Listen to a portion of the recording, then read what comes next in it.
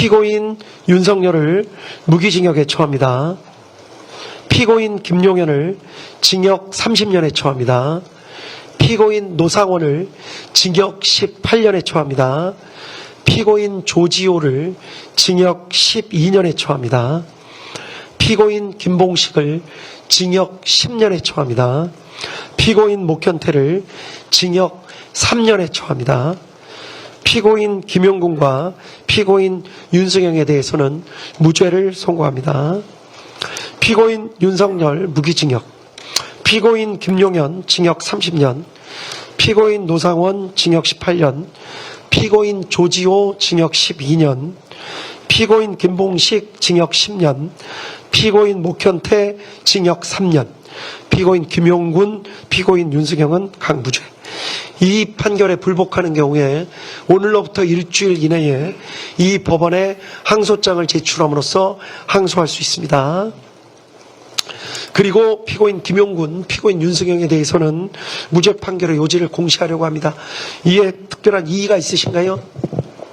예, 특별한 이의 없는 것으로 알고 있겠습니다. 무죄 판결 요지 공시한다고 말씀드립니다. 판결문 선고까지 마쳤기 때문에 중계 방송은 여기까지 하도록 하겠습니다. 예, 여기까지 중계를 마칩니다. 피고인들 잠시. 네. 내란 우두머리 윤석열 1심 선고가 이렇게 끝이 났습니다. 과정은 정말 형편없었고요. 힘들었어요 보는데. 아 진짜 고통의 진짜 연속이었고. 끝까지 참고 듣기가 와, 힘들었어요. 이게 스트레스가 진짜 어마어마했고 정말 개판이었고 예.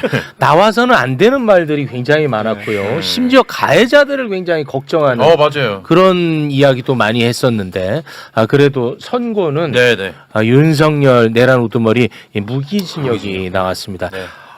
이거는 뭐 좀 어떻게 평가를 해야 될지 굉장히 혼란스럽습니다. 함께 지켜봐 주신 분들, 특히 우리 김용남 의원님 위주로 좀 이야기 듣겠습니다. 왜냐하면 다음 스케줄 때문에 또 가셔야 네. 되니까요. 아니 진짜 그 끝까지 참고 와. 듣기가 참 힘들었는데 와, 아니 이제 다른 거는 필요 없는 사족이 너무 많이 붙었어요. 그러니까 네.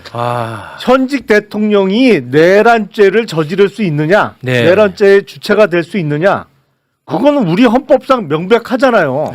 대통령의 불소추 특권에서 내란과 외환해제는 제외했잖아. 네. 그 얘기는 현직 대통령도 내란죄와 외환죄로는 기소할 수 있다는 것이니까 네. 내란죄, 외환죄의 주체는 될 수 있다는 건 우리 헌법상 명백하다고. 그렇습니다.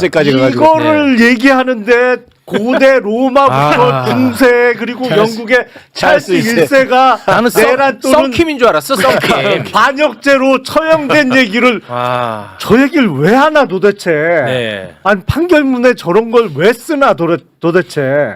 우리 헌법과 법률에 따라서 판단하면 되는 건데. 그래서 와 진짜 본인이 역사에 대해서 안다는 표시를 내기 위해서 저런 건가? 뭐 진짜 중간중간에 특히 이 내란의 목적 내지는 범죄 동기와 관련해서 너무 축소를 해놨어요.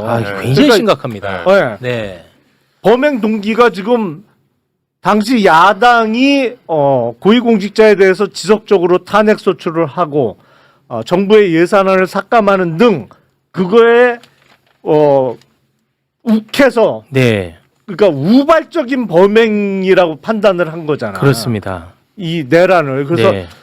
야 진짜 끝까지 참으려고 엄청 노력을 했는데 심각한 인식이에요. 아니 무기징역의 결론을 내는 이 과정이 정말 처참해요. 뭐랄까 야 저 정도니까 작년 3월 7일 날 피고인 윤석열 구속 취소했겠구나. 맞습니다. 네. 진짜 결론은 나름 이해할 수 있는데 과정이 진짜 끝까지 참고 듣기 힘들었어요.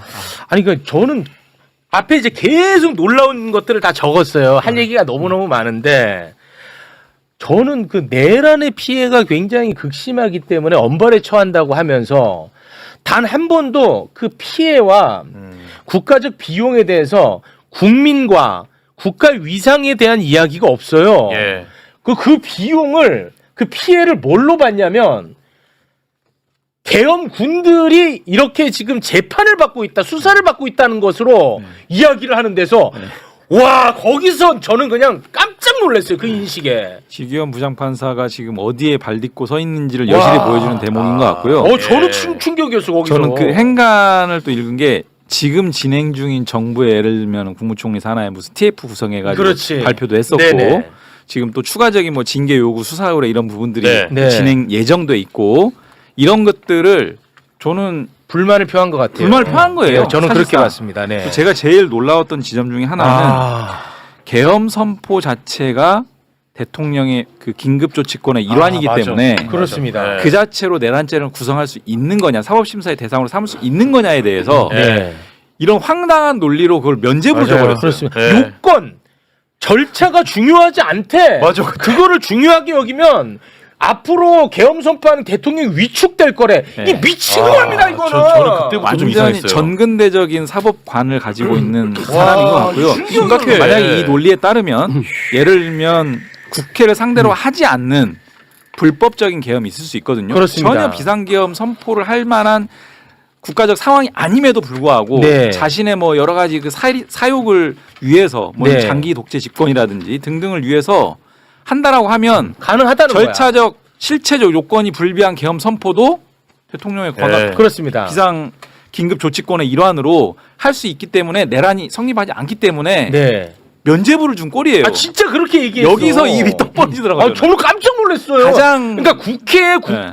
군인만 안 보냈으면 이거는 그냥 무죄라는 거야. 정말 이 지점이 가장 저는 충격적이었습니다. 이거를 와. 저는 그래서 그랬어요. 지기현 부장의 인식을 정말 정확하게 보여준 대목이다. 예. 와, 이 충격이 너무너무 많아, 중간중간에. 우리 의원님 어떻게 보셨습니까? 아까 막 중간에 판결 들으면서 약간 헛웃음을 와. 짓기도 예. 했는데 일단 판사가 기본적으로 너무 현학적이다 이런 생각부터 들었어요. 네. 그러니까 본격적인 말씀을 드리기 전에 아까 얘기했듯이 김영남 전 의원께서도 얘기했듯이 로마 찰스 1세에게 나올 게 아니거든요. 오히려 지금 판결문 전체 설명하는 가운데 그 얘기가 굉장히 제일 길었어요. 제가 보기에 전혀 중요하지도 않은데 그런데 네. 문제는 그 내용은 진짜 엉망이다. 결론은 어찌어찌해서 무기징역까지는 네네. 풀고 예. 왔는데 제가 충격적인 말을 여러 가지 지금 적어서 너무 많은데 그래서 너무 몇 가지만 많아요. 얘기하면 네. 이게 지금 순간적인 판단 잘못이다 이런 표현을 썼거든요. 그렇습니다. 그러니까 1년 전부터 특검이 기소할 때는 1년 전부터 치밀하게 저는 사실 취임할 때부터 자기들이 영구 독재를 꿈꾸고 해왔다고 저는 생각을 하거든요. 네. 그런데 특검에서 이제 1년 전부터 잡아서 그렇습니다. 계획을 세운 것으로 기소를 했는데 그것 자체를 지금 부인하는 판결이다. 네. 그러니까 순간적으로 잘못해서 그래서 양형이유에서도 아주 치밀한 계획이 없었다 이렇게 지금 표현하고 있잖아요. 그것을 양형이유로 쓰고 있습니다. 와. 그래서 그다음에 물리력 행사를 자제해서 자제시켰대, 윤석열이가. 자제하지도 않았을 뿐만 네. 아니고 물리적 충돌이 없었다고 표현을 하는데 물리적 충돌이 없었던 것은 윤석열이 안 하려고 해서 안 한 게 아니에요. 국민들이 막아낸 게 그렇습니다. 막아낸 거고 군인들이 자제한 결과거든요. 근데 그것을 지금 양형유에 갖다 붙인 것도 너무 어이가 없고요.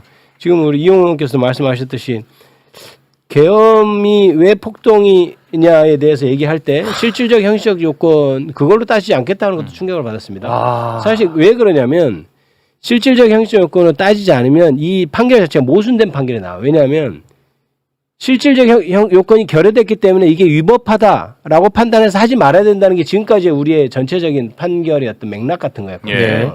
위법성의 인식이 왜 없어? 위법성의 왜 저기 박성재 장관은 당연히 위법성의 인식이 있지. 그러니까 영장이 나와야지 이렇게 우리가 얘기를 했단 말이에요. 네. 그러면 실질적 요건, 형식적 요건을 그걸 배제해 버리고 어떤 독재자의 내심의 의사, 내가 이렇게 해서 다른 국회를 뭐 하겠다는 이런 의사를 알 수 없는 상황에서는 그러면 모든 공무원들이 다 그걸 따를 따라야 수밖에 되고 없죠. 네. 그럼 그게 다 면죄부가 되는 거예요. 맞습니다. 그러니까 네. 어떻게 보면 이 판결 자체가 굉장히 모순적인 거죠. 네. 다른 사람들 김봉식이나 이런 사람들 얘기를 하면서도 그 자체에서는 모순적인 판결을 하고 있다. 그러니까 그 비상계엄이 폭동이다라고 하는 판단에서 완전히 잘못된 판단을 하고 있다. 독재자의 내심의 의사를 지금 가지고 네. 판단했다는 것은 그것이 대단히 문제가 있는 판결이라고 생각하고요. 너무 많아서 일단 그 정도로 좀 그렇습니다. 정리를 네. 하고 또 말씀드리겠습니다. 네.